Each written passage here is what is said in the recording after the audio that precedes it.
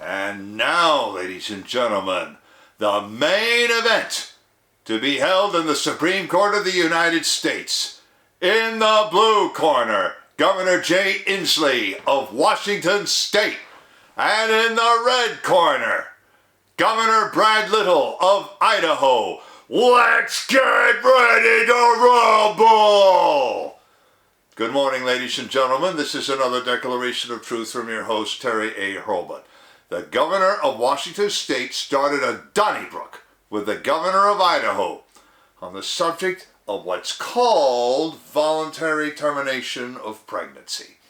Well, of course, any citizen of Washington State can do what they want in Washington State, and there's nothing that, say, the state of Idaho can do about it or wants to do about it.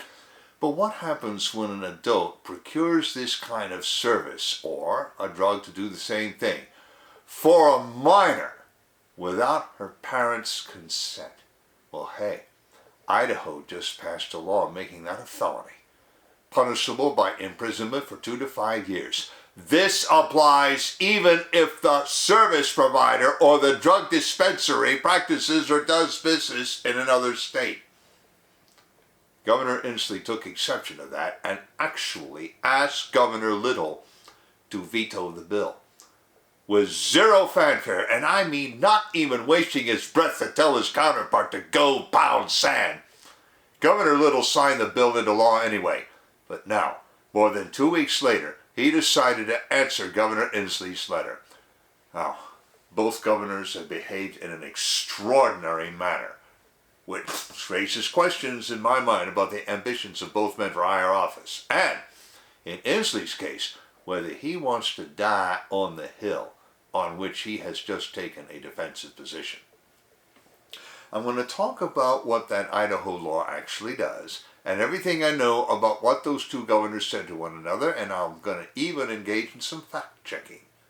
But before I begin, I do want to shout out to the prime sponsor of this channel, which is Conservative News and Views. Link in the description. And be sure to check out the awesome CNAV Store.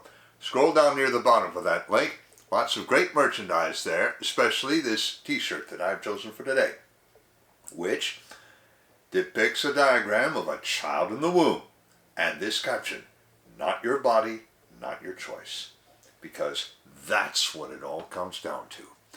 This fight is going to the Supreme Court if Governor Inslee is serious. I have my doubts, which I'll get to. The case will begin with the extradition clause of the Constitution and continue with Dobbs versus Jackson Women's Health Organization. One more thing. If you like what you're about to hear, you can like this video. You can also click the bell icon to get a notice every time I come out with a new one. In fact, do you see the new icon, the heart shape with the US dollar sign in it? That's the super thanks icon. If you really want to keep these videos coming, click that and leave me a tip. Any currency will do, so long as it's legal tender. Alright, let's begin with the $1,024,000 question. What does the Idaho bill, which attaches the word for the service at issue to the verb to traffic, do? Idaho House Bill 242, to which I've left a link in the description, adds a new section to Title 18 of the Idaho Code, Section 623, which defines a new kind of trafficking. It reads, in relevant part, and I quote, or rather paraphrase, 1. An adult who, with the intent to conceal a pregnancy ending from the parents or guardian of a pregnant, unemancipated minor, either procures such a service as described in Section 18604 Idaho Code, or obtains a drug for ending a pregnancy for the pregnant minor to use for that purpose, by recruiting, harboring, or transporting the pregnant minor within this state, commits the crime of, and here they put the A word together with the present participle, the ing form of the verb, to traffic. 2. It shall be an affirmative defense to a prosecution under subsection 1 of this section that a parent or guardian of the pregnant minor consented to trafficking of the minor. But, here's the kicker. 3. It shall not be an affirmative defense to a prosecution under subsection 1 of this section that the service provider or the drug dispensary is located in another state. End of paraphrase. Now, the law mentions transporting the pregnant minor within this state because only Congress may forbid interstate transportation for any purpose. Notice that the consent of a parent or guardian makes this crime not a crime. But this law also applies to anyone who takes the minor to a pregnancy ender in another state, or who procures a drug from a dispensary in another state. So this obviously applies to any adult who, for example, takes an underage girl into Washington state for that purpose.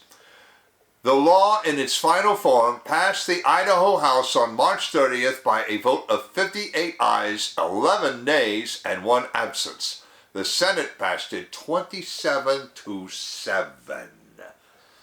On Tuesday, the week after the bill passed, Inslee fired the first salvo, according to KREM-TV, Channel 2, CBS, Spokane, Washington. In it, he actually suggested that the new Idaho law violated the federal Constitution, though he gave no particulars. Again, I quote, "Among the harmful effects that this legislation will have, particularly when combined with Idaho's recently passed bans on such services within Idaho, are the exodus of some healthcare professionals from your state, as well as the certain resulting increasing mortality rate of Idahoan women and girls." They're just fighting words.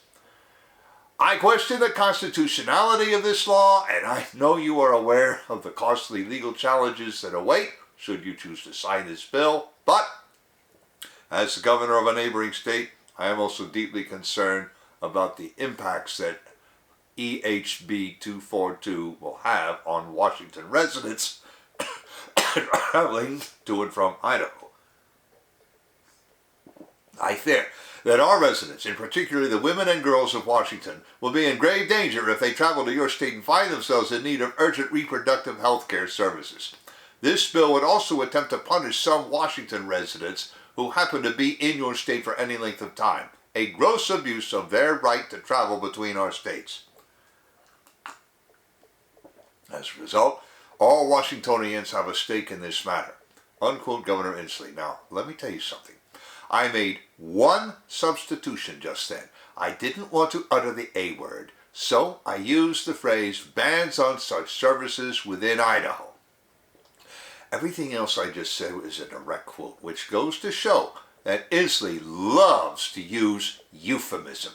He also seemed to threaten Little personally, presumably with lawsuits in federal court. But again, he did not state the nature of any action that he would take.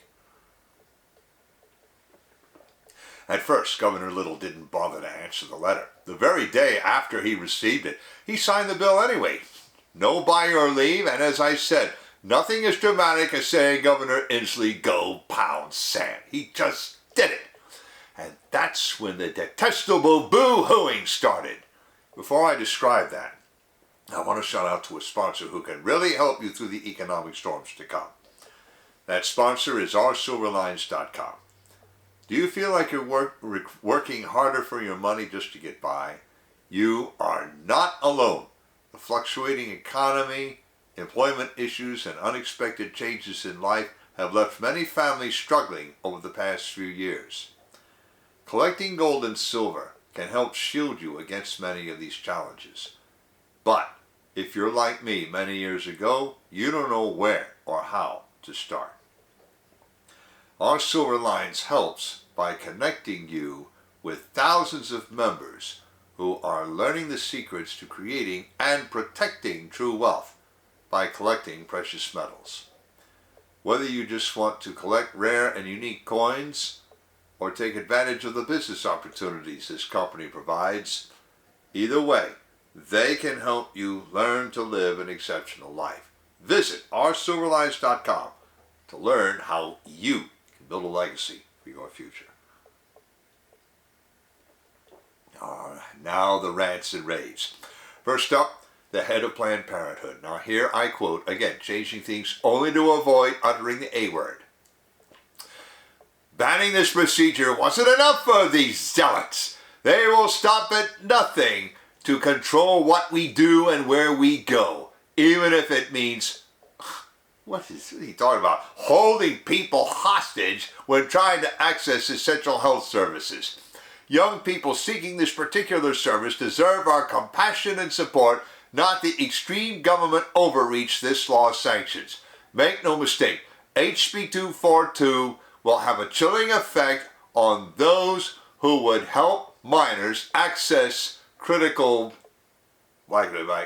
care of this type, putting young people in dangerous and isolating situations. We know these extreme attacks will continue, and Planned Parenthood will never stop fighting for everyone's ability to control their own lives, bodies, and futures. Unquote, Planned Parenthood. Now, time for a fact check.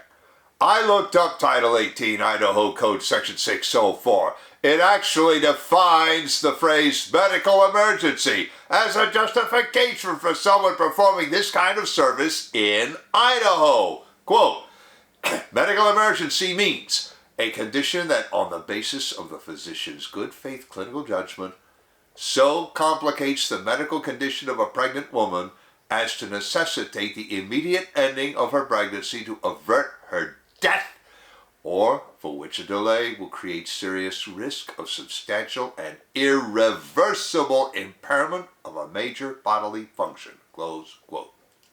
Now that's the law. You see, if this kind of service really is critical or essential to save a woman's life, a doctor may do it in Idaho without repercussion. So I don't know what Planned Parenthood even means by essential health services that they can't get. I have even less of an idea what they mean by putting the word critical and the A word in the same sentence, or to what dangerous and isolating situations they could possibly be referring, since they describe none of them. Now, honestly, I don't know why Governor Little couldn't just let it go. Maybe his attorney general told him that Governor Inslee seemed to be threatening to refuse extradition. So maybe Governor Little ought to get it on the record. Be that as it may, on Thursday, April 20th, the Idaho governor answered his Washington counterpart directly. KREM-TV has 2 segments about the controversy, and I have links in the description to both. First, Governor Little reminded Inslee that HB 242 prohibits procuring this specific service or a drug for that purpose for a minor without the consent of said minor's parent or guardian. He denied that the bill criminalizes interstate travel for reproductive health services. Now that again, he never acknowledged the particular service at issue as a reproductive health service. So, in other words, he refused to validate the euphemism.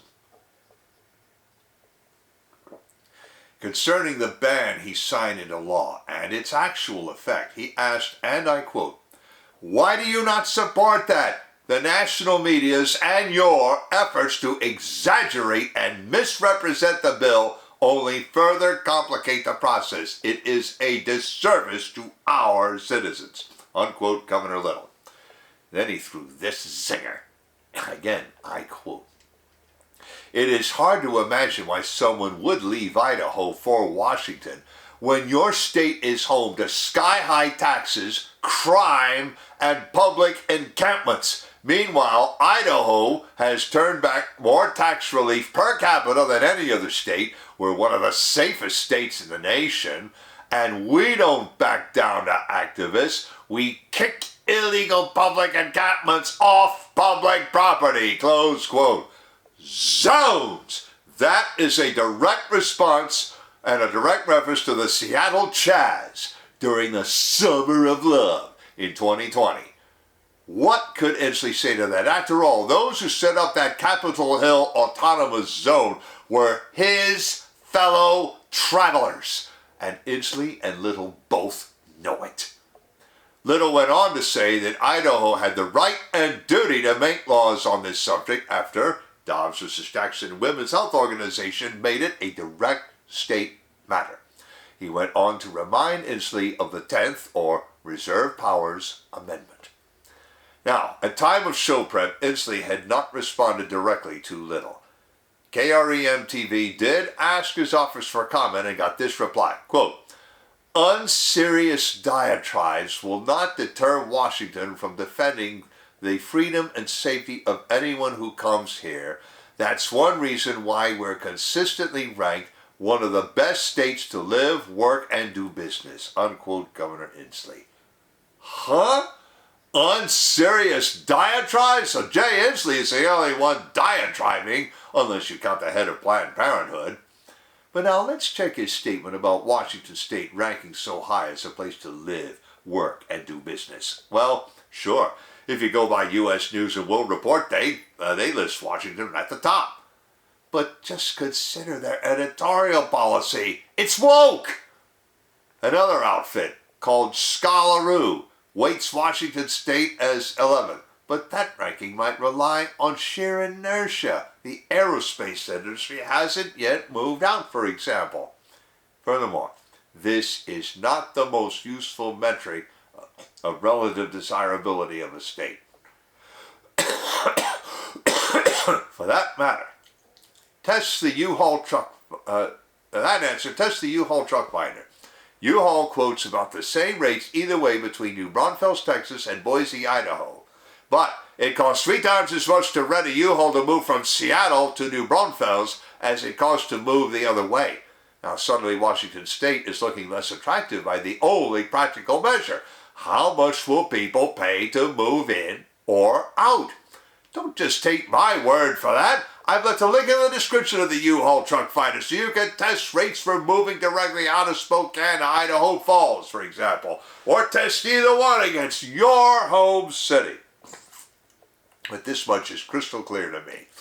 Inslee is threatening to refuse extradition of any adult who traffics an Idaho minor into Washington State, which puts him in the position of aiding and abetting kidnapping. Yep, I said kidnapping. Where a minor is concerned, the law rarely assumes that said minor is making her own decisions. I mean, hey, we're talking actress Sue Lyon and actor James Mason portraying 2 memorable characters from a certain novel by a modern Russian writer named Vladimir Nabokov. I'm sure I don't have to name that title. Now I'm coming back to that, because I want to mention another player waiting in the wings, the Greater Idaho Movement. Now, they have no comment, but notably, Representative Barbara Ehart of Idaho Falls, the sponsor of HB 242, is one of that movement's best friends in Idaho. She sponsored House Joint Memorial 1 to encourage Governor Little to invite all of Oregon east of the Cascades to join his state. The movement has only one position on this kind of service. They note that Oregon taxes its people to provide for it. Idaho does not. Now, movement leaders have no present plan to invite any Washington counties to join, but Phase 2 of their plan includes Columbia, Garfield, Asotin, Waitsburg, and Uniontown counties in Washington State. And now, my analysis. State governors do not normally discuss publicly one another's laws or policies. That Jay Inslee should do so could show that he's afraid of losing people. He definitely has embraced woke politics, almost as bad as those of Governors Gavin Newsom of California and Tina Kotek of Oregon. Inslee also presides over a divided state. The Cascades divide the state almost exactly between the political left and right. Of Washington's largest cities, Seattle, Olympia, the capital, and Vancouver are liberal, while Spokane and Yakima are conservative. In fact, except for Whitman County, all of the Washington counties that border Idaho voted Republican, not Democratic, in midterms 2018. And Maria Cantwell didn't carry Whitman County by all that much. The reason she kept her Senate seat is that she carried Seattle, Olympia, Vancouver, and King County, and on and on and on. Now, Idaho is not nearly as divided. Only 4 counties, Latah on the Washington border, Ada, Blaine, and Teton, voted for Little's Democratic opponent in 2018. Now, Inslee might try to refuse extradition of an adult charged under 18 IC Section 623, but he would create a sticky situation for himself if he did. I cite the case of Puerto Rico versus Branstad, 1987. Under it, state governors must extradite on demand if the extradition papers are in order. And even so, any adult violating that section would become persona non grata in Idaho, subject to arrest if he dared set foot in that state again. And why, in this debate, has no one mentioned the spectacle of minor girls traveling long distances without chaperones? Or is Inslee spoiling for a Supreme Court fight? Or is he just running a leftist dog and pony show? That's what I mean by I'm not sure that he's serious. Stay tuned. This could get very interesting if those 2 actors I just named weren't both dead, and yes, Sue Lyon died in 2019. But if they were both alive and at the same age, I'd be urging them both to call their agents. This is, Vladimir Nabokov never thought of this. Links in the description of the article, to the text of HB 242, to 2 TV segments about the controversy, to the U-Haul truck finder, to my Declarations of Truth Twitter account, and to Conservative News and Views. I've also left links to the awesome CNAV Store and to ourcivilized.com, as I also mentioned. You know already about how to like a video, turn on notifications, and leave a tip. On the end screen, I'm going to leave a subscribe link to my channel and links to my pro-life big win video and the 2 segments from KREM TV. This is Terry A. Hurlbut delivering another declaration of truth and reminding you to let the truth set you free.